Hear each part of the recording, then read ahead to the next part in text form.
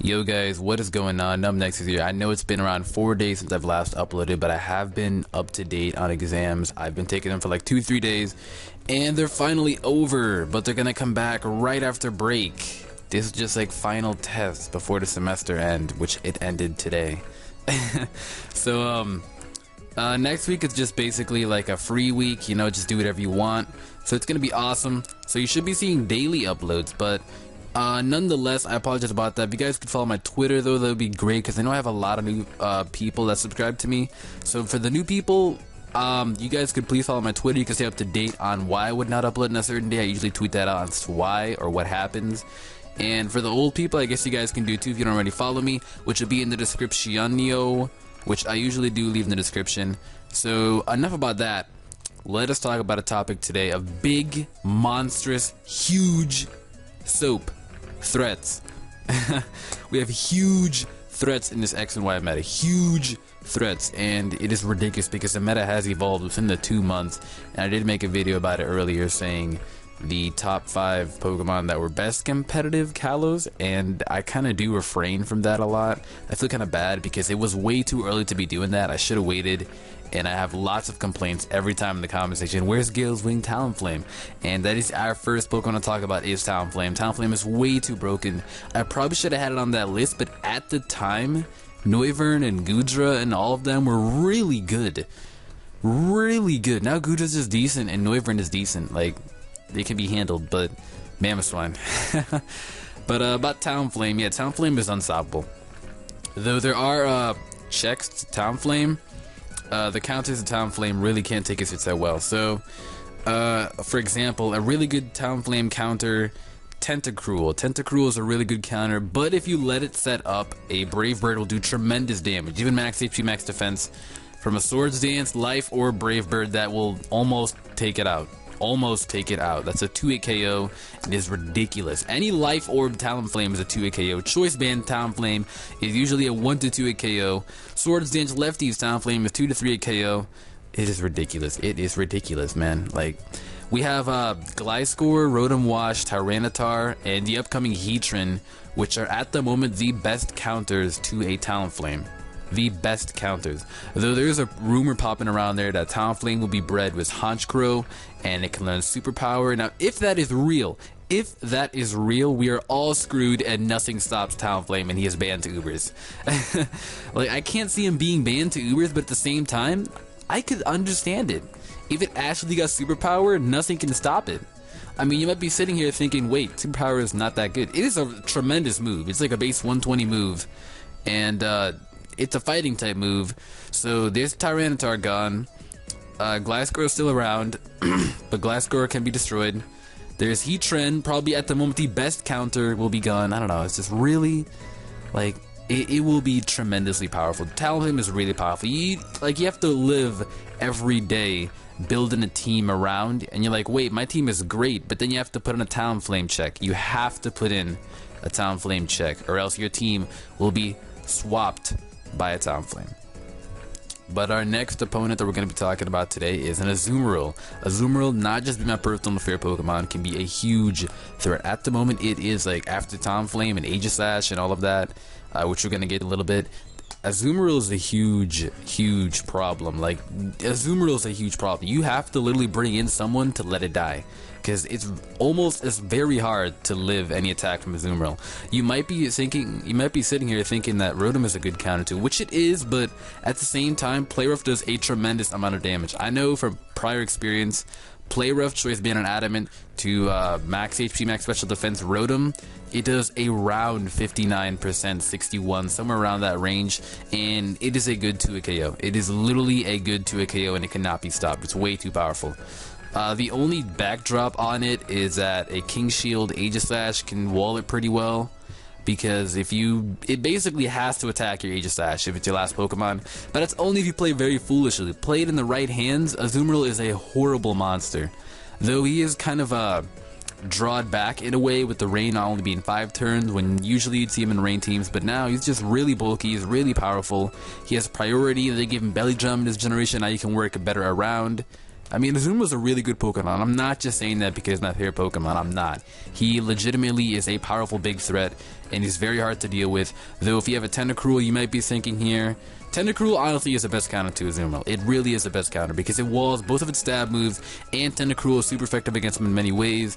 You can run HP Electric, you can run Giga Drain, or Sludge Bomb. I'd recommend Sludge Bomb, but you could even Scald it and burn it.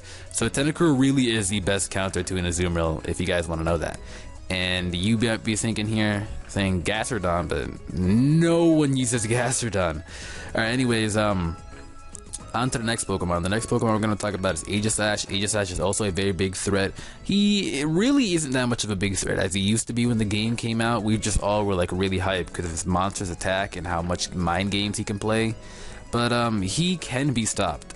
But if you think about it, there is now something called a mixed Aegislash. I kind of figured about it already. Like, I already knew about the existence. I tried it out. But there's a video that Blame Truth did about it, which is now realized. And you already know when Blame Truth makes a moveset, everybody will use it. But it's a mixed Aegislash, and Aegislash has base 150 physical attack and special attack.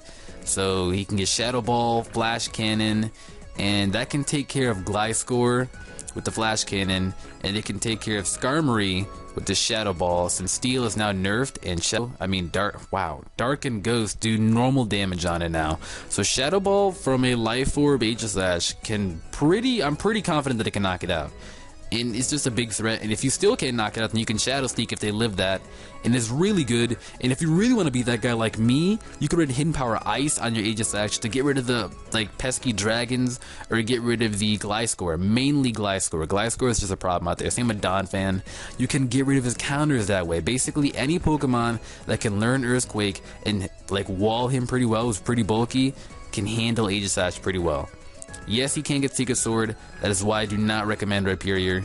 But Gliscor, Landorus, Therian form when he gets Intimidate, and Donphan are probably the best Talonflame.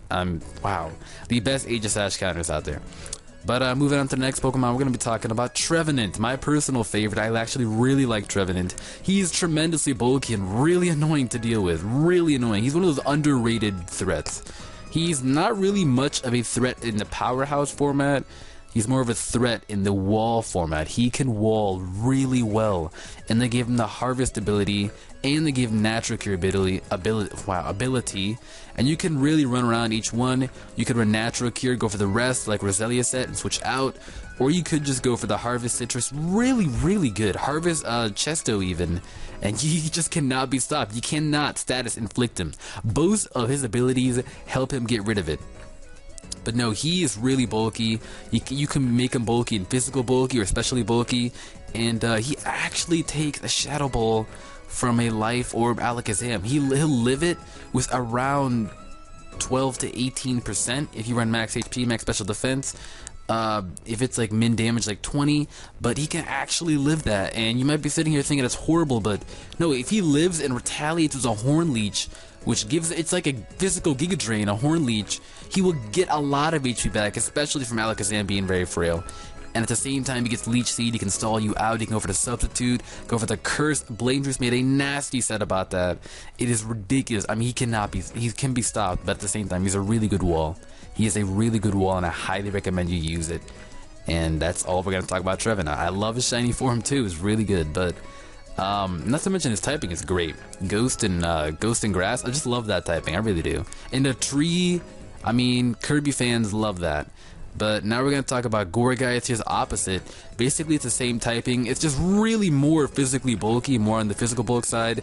And it can stall, it's basically the Walrein of this generation, but like, better, way better. Like, it can stall you out for days. Literally, if you've seen our Breaking Ladder, that is all I need to say. But Leech Seed, Substitute, Shadow Sneak, Will-O-Wisp, that is just like the bane of everybody's existence. You can't handle that. And he is tremendously bulky. They give him a high amount of HP and a high amount of defense, and he's really underrated. Not many people use him. They may be thinking that he's horrible, or they may not want to try him out. More people would rather be comfortable using Trevenant, but he is really good. I don't have much to say about him because personally I haven't used him myself. I'm going to try him out, but Yeah, he's just also another really underrated threat. And I think that's really all the underrated threats I have to talk about today. I'm probably missing a few, but no, we already know the other big threats out there. Greninja. We can't forget about Greninja. Even though I'm going to be talking about Greninja, Greninja is a huge threat with the protein ability. A lot of people think that he should be banned to Ubers. That does not need to happen. But Greninja honestly has stab everything. When he gets a protein ability, he can turn to any typing of that move. So, for example, you lead off with your Greninja, and you Scarf, you can put the spikes up just to predict the Volt Switch from a Rotom. That's amazing. You could go for the Grass Knot and take a Play Rough. Like, what is going on? What is up, Greninja? Greninja's way too powerful, especially with the Life Orb set. I personally enjoy the Life Orb set because it's already ridiculously fast enough with like max speed 122. Max speed 377, somewhere around there, and he is ridiculously fast. He outspeeds a lot of Pokemon. So he outspeeds Gengar, Starmie. He doesn't outspeed Jolteon, Crobat, and Aerodactyl, but and like Electrode and Ninjask. But when are you ever gonna find those Pokemon besides Jolteon and Crobat? You will never find those Pokemon.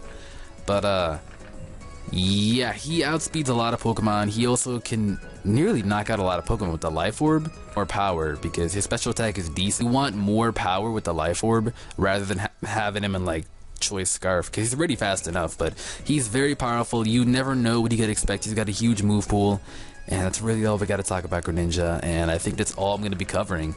I would cover more, but I just don't feel the need to, because we should know that they're pretty obvious that they're threats. Like, Goodra really isn't a threat, but it's a bulky threat. Like, bulky attack, Goodra is very powerful, as well as the small mentions right here. The Goodra, Noivern can be powerful when he wants to be. Diggersby, God, Klefki is a pretty big threat as well. Not really a threat, no.